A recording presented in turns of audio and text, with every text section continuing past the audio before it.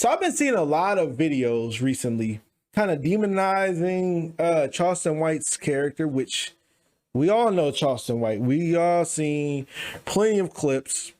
He had said something in this interview that I wanted to speak about, which actually kind of correlates with what we were talking about earlier. He's been demonized on social media because he had said F Deion, and he said he don't like blacks. Let's go ahead and watch this clip.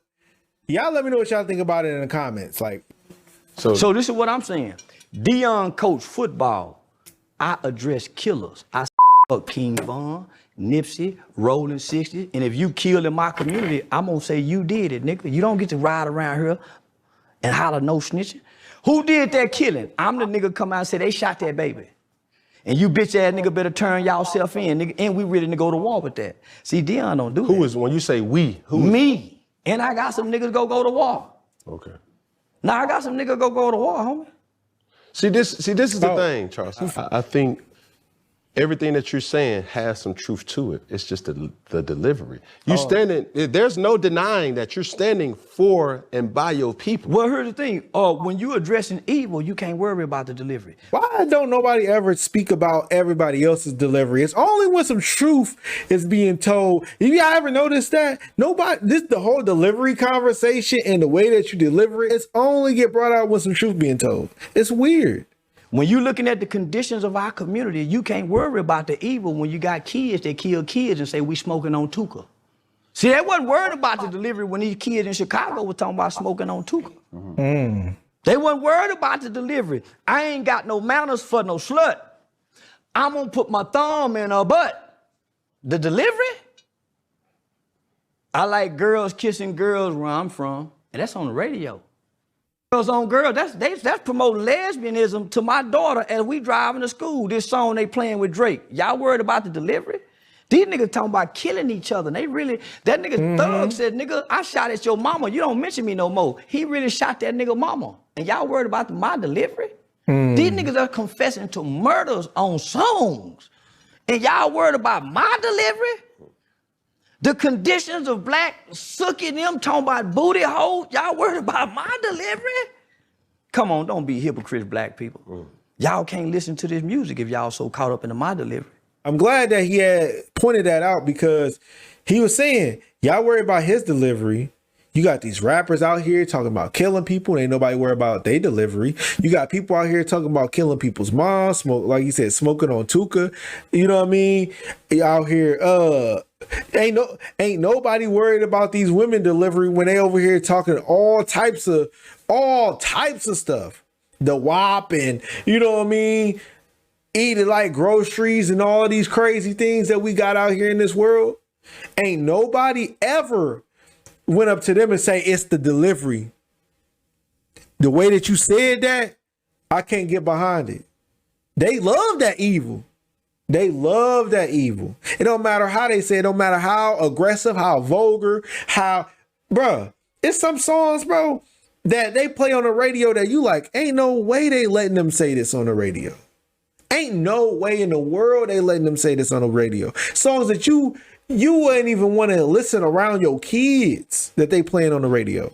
But the delivery is not mentioned when we speaking about that. Don't do me like that. And the way y'all snap and pop y'all pussy to this music, the way y'all kill and drill to this music, don't trip about my delivery. Hey, yo, Easy, why you wear your pants like that? I wear my pants like that because that's easy access, baby. Easy, why you talk like that? I talk like that to get my point across. Because when I wasn't talking like that, wearing a bow tie, y'all wasn't paying me no attention, and I was going to the Supreme Court changing laws and legislations in this country. I was working with over 50 U.S. congressional members, from Ted Cruz to Mark Rubio, Senator John Cornyn. I was on the front page of the American Bar Association Journal. I had done a study with News 21, Walter Cronkite School of Journalism. Y'all wasn't paying attention then. So, nigga, I gave y'all what y'all want. A ignorant motherfucking nigga that talk like them rappers. Now y'all listening. Now y'all paying attention, huh? I got y'all. And the craziest part, when he had said this, it really made me think about it because the only reason why he's up here talking to Cam Newton in the first place. It's because of his delivery. But when he starts speaking against the evil, all of a sudden, it's the delivery. That's the reason why everybody mad, is because your delivery. You got such a great point, bro. And I'm sitting here looking on social media and scratching my head like, did people actually watch the video? Because a lot of the video, he was spitting straight facts, bro.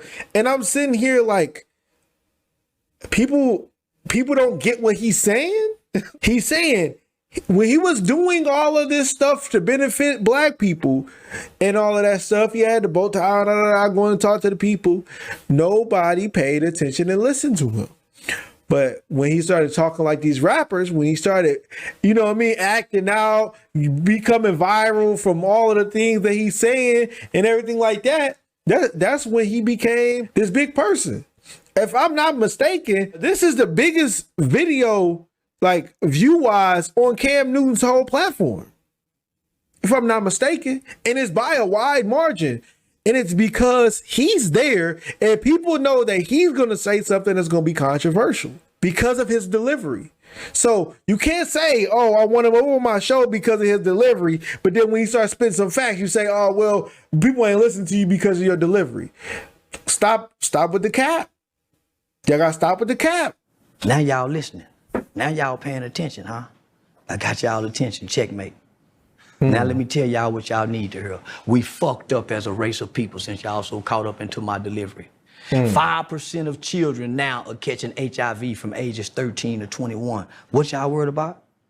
85% of the new chlamydia, all the new cases of teenagers. What y'all so caught up about? Nigga, only 35% of most kids in inner cities can read on or above their grade level. What the fuck are y'all talking about and these kids can't read? Come on, my nigga.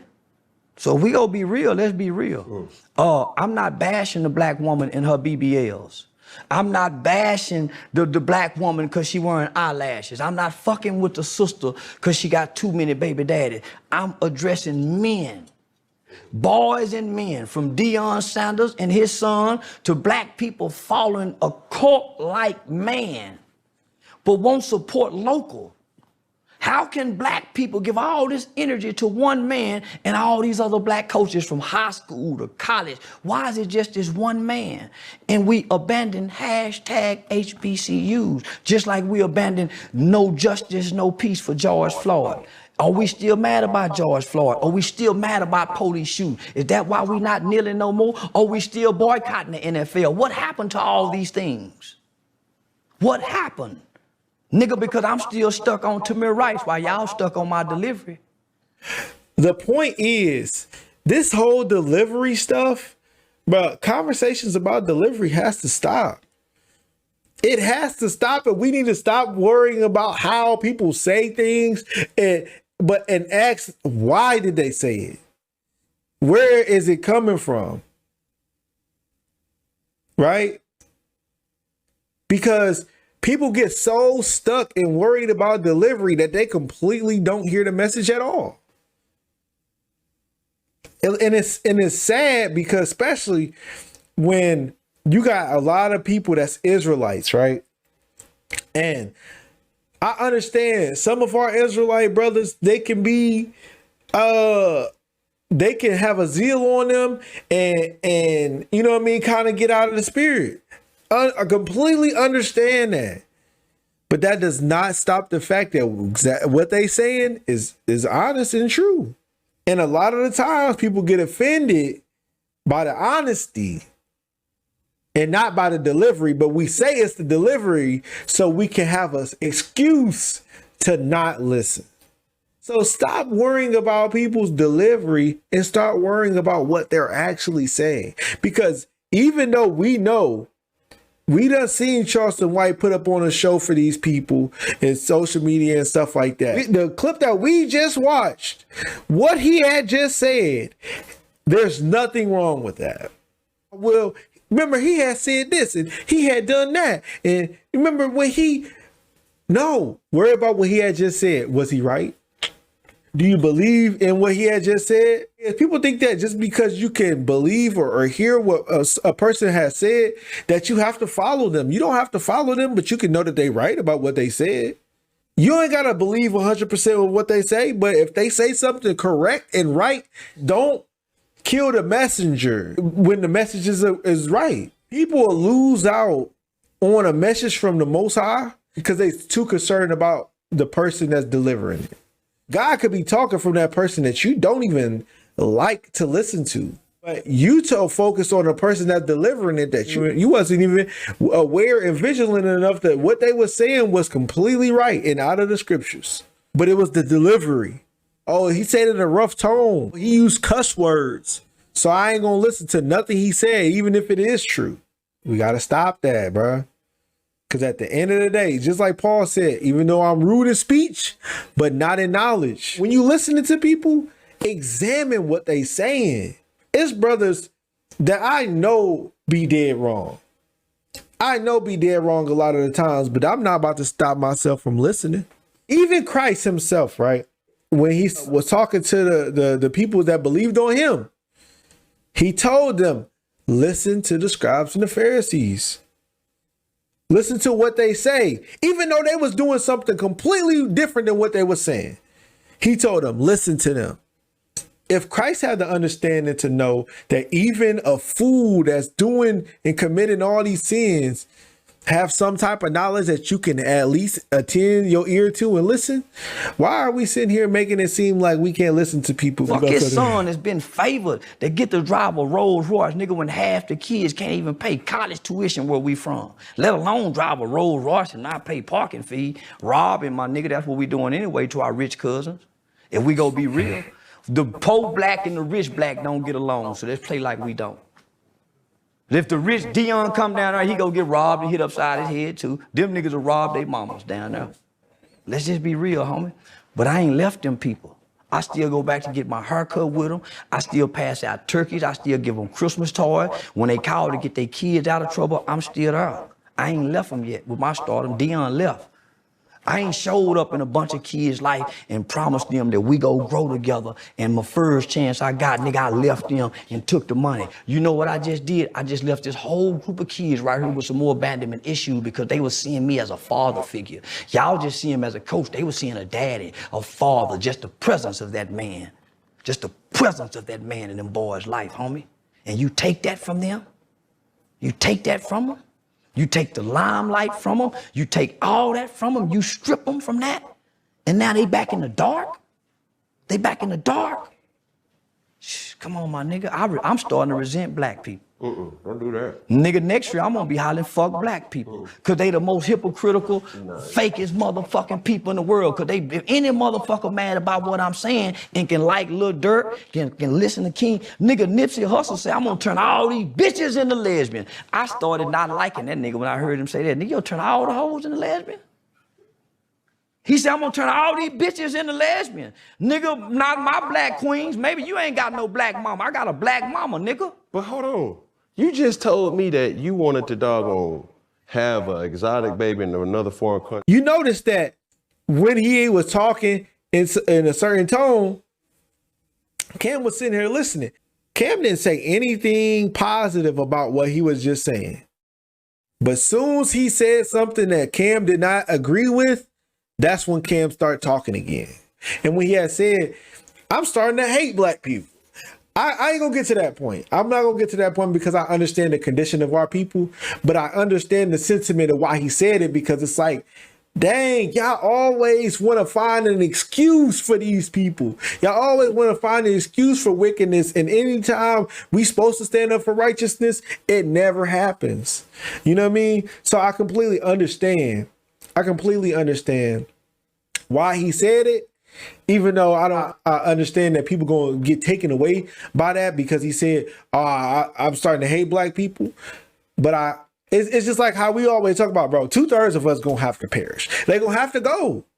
They're gonna have to go because we understand, bro, some of these people, they don't, you know what I mean? Unless the Most High allow them to repent, it ain't no hope for some of us. And I mean, some of us was meant for destruction, and that's okay. Our people love lies and hate truth. That's really what it boils down to. He did say stuff about like they love protecting wickedness, but anytime somebody speaks out, anytime somebody's trying to speak up and be the light, everybody comes down on them and they want to suppress it. You feel me?